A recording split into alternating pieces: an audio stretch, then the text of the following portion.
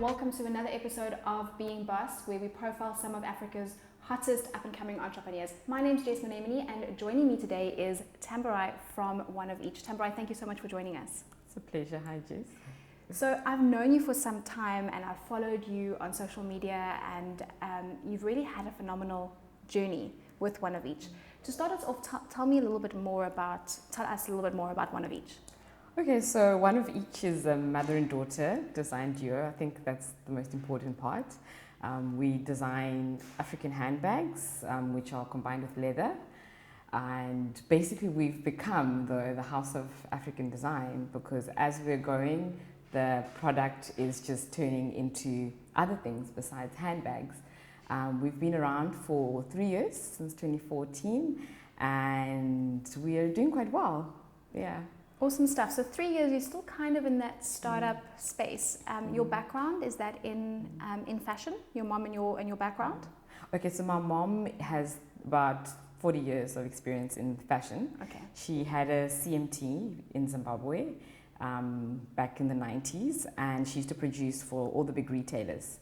So my dad then moved down to start a travel agency in Cape Town, and that's how, the fashion has always been with my mom. And with me, I come from a banking environment. So I worked in banking for 7 years, but in my early days of working, I worked in retail a lot. So I worked for like all the big fashion brands. I've worked as a stylist with international magazines, and yeah, I've always had a passion for product and customer service. Yeah.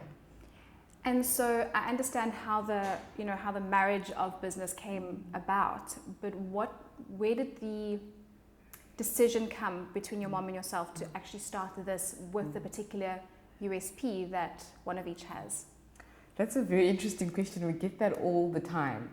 But there's a story behind that, because when we moved to South Africa, we had no family. So my mom was a career woman. She was forced to, change her lifestyle and become a mother. And I was always with my mom all the time. Okay. And she's always, loved fashion and style. And, she's, because my dad was in the travel industry, she's always traveled. So I always picked up, how she was making items for people, but it was hard for her to break into the fashion industry at that time. It was like 1992, and it was really tough. And I think we never decided that we'd be business partners. So everything I did, because I think I got the business acumen from my dad, but I was always sort of hungry to do business. I was always the child that's selling things at school. I always wanted to work. I don't know why. And every idea that I had in my mind, I would always present it to my mom. I would say, like, what do you think about this? Or I would bring in orders from school and say, oh, my friend wants this, would you be able to make it? And eventually, it just became that sort of thing where everything I did, I would do it with my mom. Okay. Or everything that she did, she would do it with me. So even through markets, she used to sell at markets here in Cape Town, I always would be with her. So I learned the entrepreneurial side of that. And in terms of deciding that we're going to do business together, it just never happened. It just happened to be that we worked together, and we have such a strong mother and daughter relationship that has led us to become business partners. You mentioned something earlier, and it's often a common thread that comes through when I interview a lot of entrepreneurs, and you see it in other media spaces as well. You spoke around how you were always selling things at school, and often entrepreneurs speak about this, how they were the second tuck shop at school, or the guy that could get the cheap electronics or whatever. So based on that, do you think that entrepreneurship is something that you're born with, or can you learn it? So in other words, is it something that's just like in your blood? I think it's both, because for me, I feel like it's in my blood. I've worked in banking for 7 years, but it just kept on following me. Like, I found myself, even with work, people just wanting to buy things from me, or like I'd go to work wearing something that you wouldn't really wear in the banking environment because I was a creative working in banking. And then eventually I'd find myself making items for people. So I think entrepreneurship is something that you can learn if you have the desire, and if you also have a love for people, because it's got to do with being able to connect. emotional intelligence? Can you have a conversation with people to realize what they need and be able to, communicate well? So I think it's something that you can learn, but also if you have that passion and if it's in you, you aren't going to do anything else but that. Yeah. So one of the big niches of one of each is that you'll never find two items exactly the same. So I want to talk a little bit about that, and then attached to that, I'm interested in starting a locally manufactured South African clothing brand in an industry that is known to not really work here. Everything is done in China and then sent globally. There's kind of this narrative that's been going on for decades around how the clothing industry, particularly in this country, is like a non-starter. So how do you marry one of each, as in only, not doing mass reproduction, as well as manufacturing here in South Africa? Yeah. Well, that's an interesting question, because with one of each, what we did is when we started making the handbags, we were using offcuts. So that's how the one of each concept came about. But it also goes way back to when my mom used to make clothing. It was always like she would have these really bespoke customers that never wanted to look like anybody else. So she also had that element where she would always dress in this really interesting way and never looked like anybody else. Like, she's always had this futuristic sort of trend analysis that I never understood growing up. So that's how the one of each concept sort of came about, where we were like, you're a unique woman, and me as a stylist, I can look at you and I can know what type of item that you would like and that could make you happy.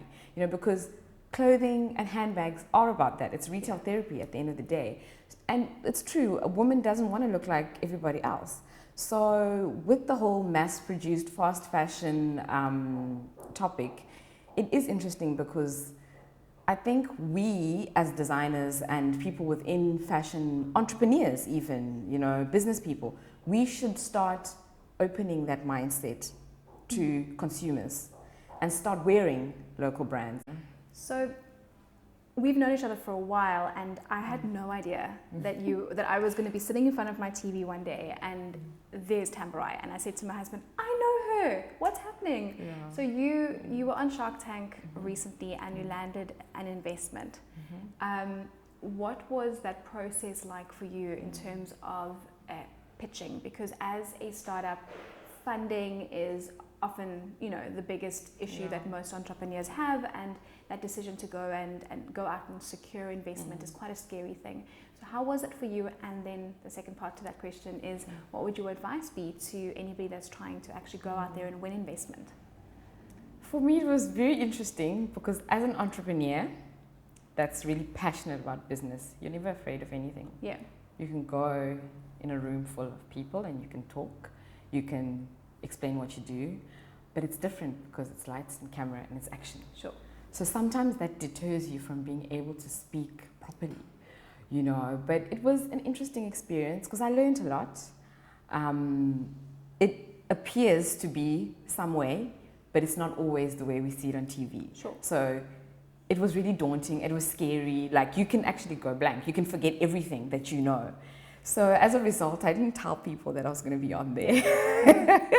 But I think at the end of the day, when people tell you, look, you did well, I think just having the guts to go there is, it's interesting to be able to think, okay, I did that. I had the guts to go. That's all I can say for myself. Yeah. And in terms of advice, I think, first of all, yes, of course, people would say to you, you must know your numbers. Yeah. But I believe that you must be passionate about your product. And you must talk about it passionately so that the investor understands what your goal is. Because I think people can see through you, right? You can mock up anything. Like I could have known my stats and my numbers, but if you don't have the drive and if they don't see what you want to do, I think that makes it a little bit more complicated. So my advice is, I think, yes, know your numbers, understand your business, but also for me, at that time, I was still working in banking. So it was really difficult because I've managed to create a business where I have led a team of people to sort of maneuver, given them roles, and also sort of just overlooked everything. So now I'm sort of hands-on. I'm in the business every single day. So chances of going blank are sort of, it's. I think it's different if I had been, in the business every single day, but because you're working and you're running the business, people also don't understand that challenge. Yeah. And I think that's a big topic that also needs to be talked about when you're working and running a business. Yeah. And there's a lot of entrepreneurs will find themselves entering the entrepreneurship space while still, like you say, holding down a 9 to 5. And then finding time, I suppose, to balance the two is the biggest challenge. And you know that you're only going to get out as much as you put in. Exactly. But there's also so many hours in a day. Late nights. So how long ago did you make that transition from banking into full-time one of each? Well, I started banking in 2010. And then I had stopped doing everything that involved design and all, because we had a previous business. So I had stopped. And I said to myself, I want to learn more about something else. So my banking job I had actually gotten through being an entrepreneur 2 weeks before I had closed a previous shop that I owned on Long Street. Okay. Right. So I believe that my destiny is entrepreneurship. So I said to myself, okay, I've got this job to be in banking. I'm not a finance, I didn't go to school for that. And let me just go in there and learn, because they were willing to teach me based on my personality. So I got in there, I learned as much as I could. I learned not only about the type of work that was done there, but I learned about people dynamics and how important it is to build relationships. That's one lesson I learned in banking. So I started getting back into design and fashion when people in the banking environment were giving me motivation to say, you need to pursue your dreams each and every single day. And these were old people in their 60s. I worked with a lot of people with wisdom and who had knowledge, who would tell me their life stories and say to me, I'm here and I'm 60, but this is not my passion. So go out there and do what you're meant to do. So I left the bank in October 2016. And that was three years after I started one of each. Okay. So people who I worked with, my bosses knew about my fashion business. They knew that I worked with my mom, and I think my experience there was possibly the best experience in my life. Wow. It was the best support structure as an entrepreneur that I had. What's been your biggest challenge in the last 3 years with one of each? What's been the biggest business challenge? The biggest business challenge, I think, has been... I think the people aspect sometimes is complicated when you're dealing with a lot of people and, everybody needs attention, so just sort of prioritizing and making sure that, you're available for everyone, including your family, because family is possibly the most important thing.